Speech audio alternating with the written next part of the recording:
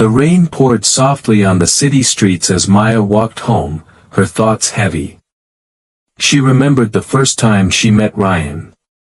His smile had been irresistible, and there was a charm in his voice that made her heart race. From that day, her world slowly revolved around him.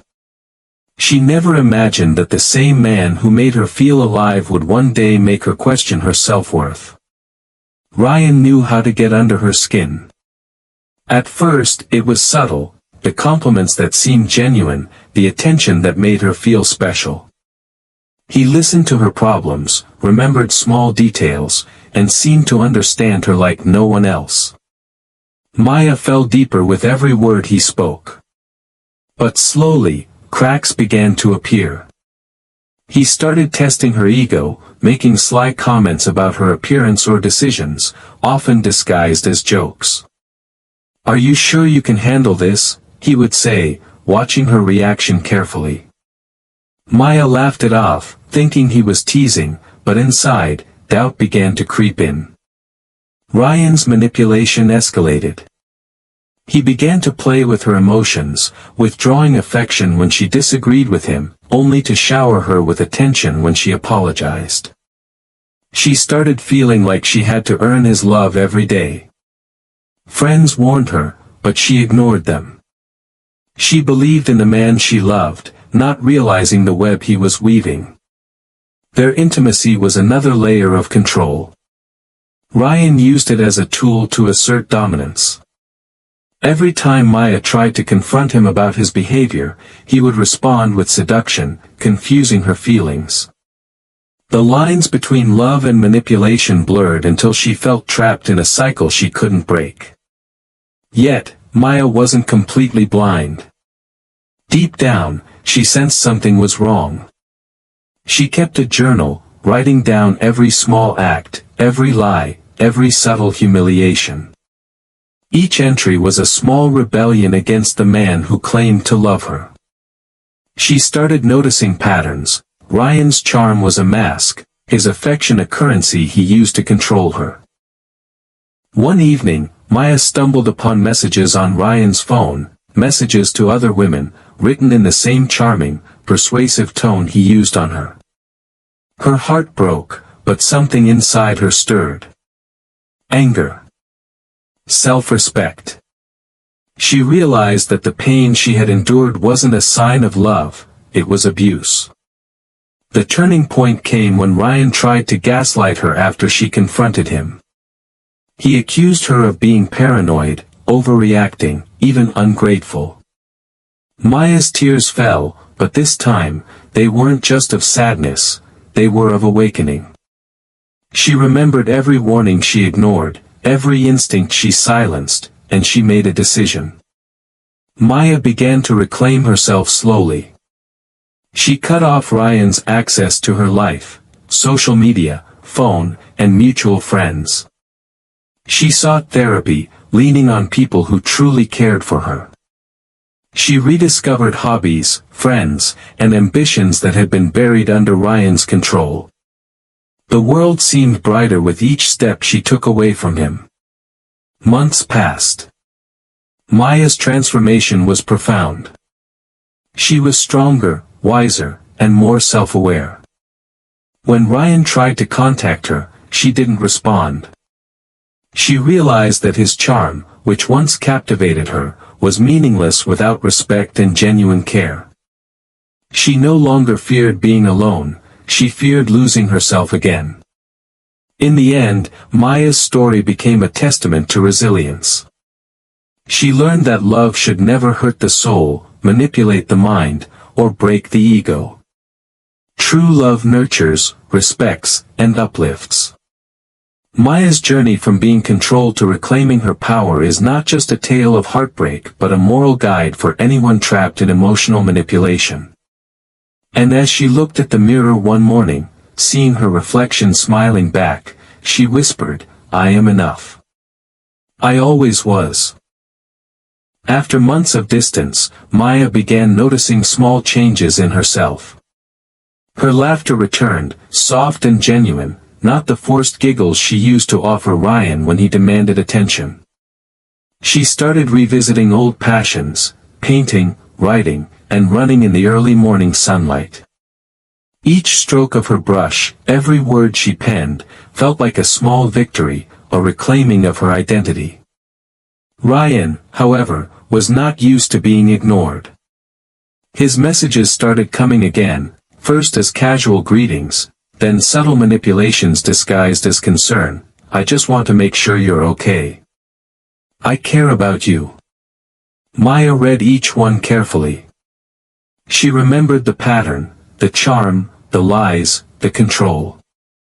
Instead of replying, she wrote her thoughts in her journal, reminding herself that closure doesn't always come from confrontation, sometimes it comes from choosing your own peace.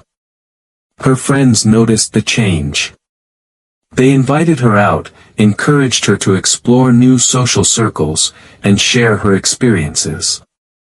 Maya started speaking openly about what she went through, not just to warn others, but to release the weight she had carried for so long.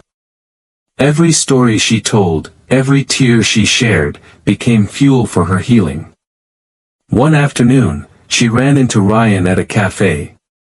He looked different, not in appearance, but in demeanor. He seemed surprised to see her so composed, so alive. Maya, we need to talk, he said, his voice almost pleading. She smiled, calmly, and replied, we did talk. I just finally listened to myself. Ryan's reaction revealed everything Maya had learned. Manipulative charm only works on those who doubt themselves. Now that she had clarity, his words held no power. She walked away, feeling the cool wind on her face, feeling free. But Maya's journey wasn't just about escaping Ryan. It became a story of understanding human psychology and emotional strength. She noticed patterns in other people's behavior, learned to spot manipulation, and began mentoring her friends and even strangers online who had faced similar situations. Her story turned into a beacon of empowerment, showing that self-respect is the ultimate revenge. Her nights, once haunted by Ryan's lies and her own insecurities, became peaceful. She journaled, meditated, and reflected on her growth. Each reflection became richer than the last. Love should elevate, never diminish. Affection is not control, attention is not power. Boundaries are not walls, they are bridges to your true self. Eventually, Maya met someone new, not as a replacement, but as a person who respected her journey. This new relationship was different. It was slow, honest, and mutual.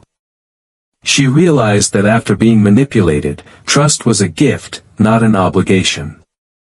And she gave it carefully, mindfully, but wholeheartedly. Ryan faded from her life, not with drama, but with the quiet understanding that his lessons were hers alone. The girl who once cried over texts, over manipulations, over false love, had become a woman who laughed freely, loved wisely, and respected herself endlessly. In the final months of her transformation, Maya wrote a letter, not to Ryan, but to herself, sealing it in a small box she kept on her bedside table. It read, "You are enough. You deserve respect. You deserve love that doesn't hurt. You survived what tried to break you, and now you are unbreakable. Never forget this." Maya's story serves as a moral reminder.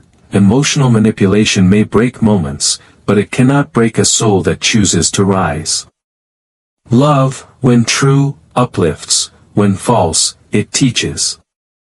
And every lesson learned, no matter how painful, is a step toward freedom. After months of freedom, Maya thought she had healed. She walked confidently through her days, laughing with friends, painting in the evenings, and slowly rediscovering herself. But Ryan wasn't done yet. One night, she received a message that made her stomach churn. "I miss you. I can't live without you. Come back." Her heart skipped a beat despite herself. A small voice whispered, "Maybe he's changed, maybe. But experience had taught her caution. Still, curiosity gnawed at her. She replied carefully, "Why now?" Ryan's response was a masterpiece of manipulation. "You don't understand. I was lost without you. I realized I made mistakes. I can't let you go." Maya's mind was a battlefield. The memories of love clashed with memories of pain.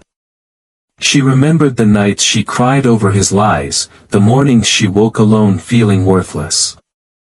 But part of her wanted to believe, to hope. When she met him in person, Ryan was charming, apologetic, his eyes full of regret, or so it seemed. For a brief moment, Maya almost let herself fall. But as the conversation went on, the subtle cruelty returned. "You're so stubborn," he said casually, "sometimes I wonder why I ever put up with you." It was like a knife twisting in her chest. Maya froze, heart racing. The man she thought had changed was the same manipulative force, blending remorse with control, affection with subtle contempt. The days that followed were torturous. Ryan alternated between sweetness and coldness, love and scorn. He complimented her fiercely, then undermined her subtly. "You look amazing, but I guess you could try harder at your career. You're strong, but are you really capable of handling everything alone?" Every interaction was designed to hurt her ego, to destabilize her emotions, to make her feel incomplete without him. Maya began doubting herself again, the very thing she had fought so hard to overcome. She cried herself to sleep, feeling trapped in a cycle she thought she had escaped. Friends called, she barely answered. Her painting lay abandoned. The wounds Ryan reopened were deeper than the old ones. The girl who had reclaimed her freedom now felt imprisoned by the ghost of her own love. Yet, the hurt became a catalyst. Maya began journaling every insult, every manipulation, every tactic Ryan used. She wrote with raw honesty, "He makes me feel small. He wants control, not love. I will not let him define me." This realization was painful but liberating. Every tear became fuel for self-respect. She refused to meet him again, no matter how convincing his charm. Ryan's apologies and pleas were empty echoes, Maya's strength had grown beyond them. The climax came when Ryan showed up at her workplace unannounced, trying to charm her in front of colleagues. He smiled, trying to appear casual, but Maya's eyes saw through the mask. She calmly told him, "This ends here. I am not yours to control. I am not a chapter in your manipulation. Goodbye." He tried to argue, to seduce, to guilt her, but she walked away, each step heavy with the pain of the past, yet light with the freedom she reclaimed. Maya's final transformation was raw and complete. She realized that true love never manipulates, never plays with emotions, and never uses intimacy as a weapon.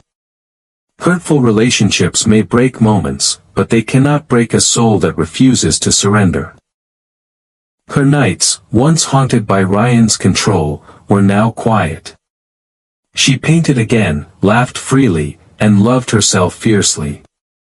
And in that solitude, she discovered a truth more powerful than any relationship: pain teaches, heartbreak strengthens, and respect for oneself is the ultimate love. Weeks after Maya finally distanced herself from Ryan, a new kind of fear crept into her life. One evening, she received a message she hadn't anticipated: "I have pictures and messages you wouldn't want anyone to see.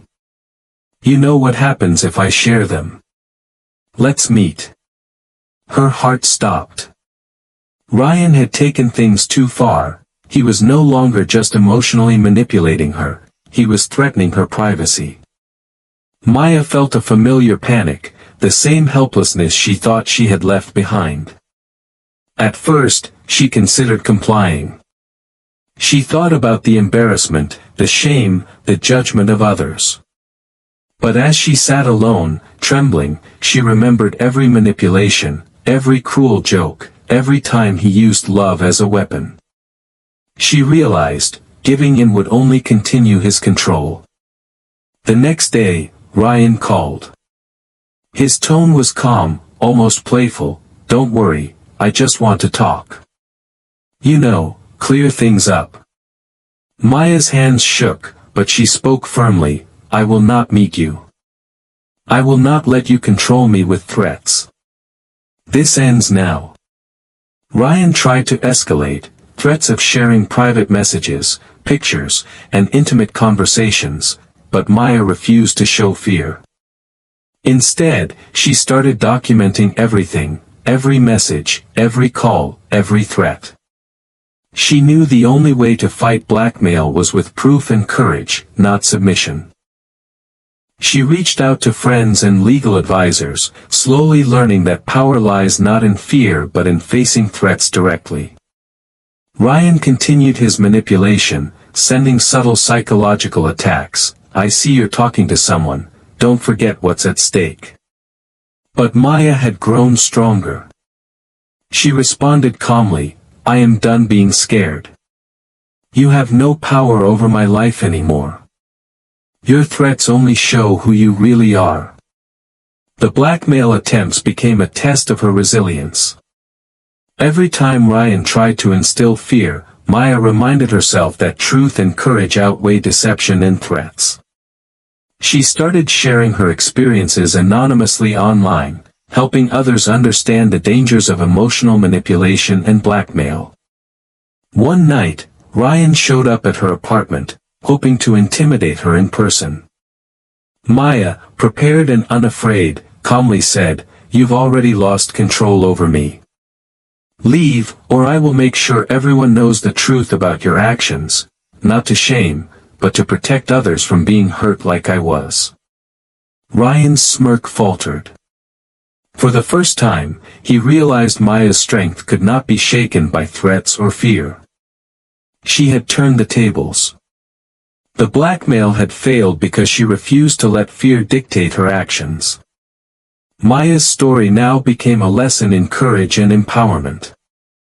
She learned that emotional manipulation, intimacy used as control, and blackmail are tools of fear, but when met with awareness, documentation, and inner strength, they lose all power. She rebuilt her life, stronger than ever, refusing to let any toxic presence define her self-worth. In the end, Maya understood, true strength is not avoiding pain, but facing it, exposing lies, and rising above them. Weeks after Ryan's blackmail attempts, Maya began noticing changes in her body. At first, she dismissed them as stress, but soon, the truth hit her like a thunderclap: she was pregnant. Fear, anger, confusion, and sorrow overwhelmed her all at once. The man who had manipulated her, played with her emotions, and used her for intimacy was now connected to her in a way she hadn't anticipated.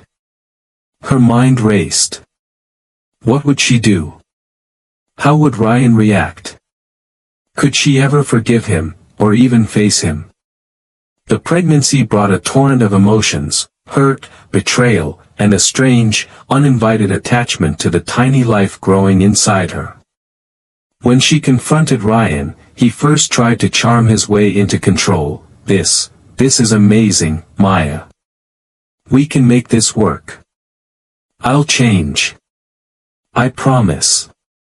But Maya, already stronger from months of growth, saw through his words. She felt the old familiar pangs of hurt, the same emotional games, the same manipulations, but now magnified by responsibility. She realized that his promises were empty, a tool to regain control. For weeks, Ryan vacillated between fleeting concern and cold detachment. Some days, he acted caring, others, cruel. He tried to guilt her into keeping the pregnancy quiet, hinting at scandal, social shame, and consequences for her future. Maya felt trapped, a prisoner of both his manipulation and the reality of her pregnancy. But within the fear and despair, Maya found clarity. She began researching her options, speaking to doctors, trusted friends, and legal advisors. She realized that her body, her choices, and her life were hers alone. The man who hurt her did not get to dictate the course of her future. During this time, Maya wrote extensively in her journal, pouring every tear, fear, and hope onto paper. I am scared. I am angry. I am alone. But I am not weak. This child, this life, will not be a tool for his control. I will protect myself and my future. Ryan attempted one last manipulative tactic. You can't do this without me. Think of the baby. You'll regret it if you don't listen to me. Maya, with steady hands and a racing heart, replied, I will not be controlled. I will not live in fear. You will not decide my fate. I am enough for myself and my child. The days that followed were emotionally grueling. Ryan tried to contact her, showing moments of charm and sudden anger, trying to destabilize her. But Maya's mind was steel. She sought therapy, surrounded herself with supportive friends, and focused on self-care. In the final chapters of this arc, Maya went through the pregnancy journey alone, navigating fear, vulnerability, and societal judgment. Every kick, every doctor visit, and every quiet night reminded her of the stakes, but also of her strength. When the day finally came, Maya held her baby for the first time, tears streaming down her face. This tiny life was innocent, untainted by Ryan's manipulation, and full of potential. She whispered softly, You are mine, and I will protect you. We are free. Maya's story, now reaching its darkest emotional depths, transformed into a powerful tale of resilience, courage, and empowerment. She realized, emotional abuse, blackmail, and betrayal may wound deeply, but self-respect, courage, and love for oneself, and for the life she now held, can create strength beyond measure. Months after Maya's pregnancy and the endless cycle of threats, manipulation, and loneliness, her emotional state grew heavier than she could carry alone. She smiled in public, but inside, she was drowning in the pain Ryan had caused her. The betrayal, the blackmail, the unknown future, everything pressed against her chest like a weight she couldn't shake. Her journal entries became darker, filled with heartbreak. I tried to be strong. I tried to escape him, but the scars he left inside me feel too deep. One night, after another confrontation with Ryan where he insulted her, blamed her, and threatened her future again, Maya reached a breaking point. She felt invisible, unheard, unloved, abandoned by the world. The next morning, she was found unconscious, her breathing faint, her pulse weak. She had collapsed alone, her body and mind exhausted from months of emotional torture and stress. By the time she reached the hospital, her heart had given up. The doctors tried. They fought. They called her name. But the pain she carried inside had already taken everything from her. Maya died quietly, peacefully, as if finally released from the suffering she had endured for so long. Her family broke. Her friends shattered. The news of her death spread quickly, and with it, the truth. Her journal, her messages, her recordings, her friends' testimonies, everything painted the full picture of the mental and emotional abuse she suffered at Ryan's hands. Police arrested Ryan within hours. During the trial, the judge's voice trembled with disbelief and anger as he read the evidence. Months of manipulation, emotional trauma, blackmail, threats, harassment, psychological abuse, pressure during pregnancy, the direct role he played in destroying her mental health. Ryan stood silent, finally stripped of his charm, his lies, his control. For the first time, he couldn't talk his way out.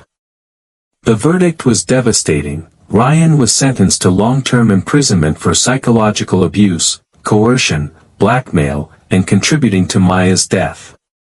He sat in a cold, dark cell, alone, forgotten, powerless.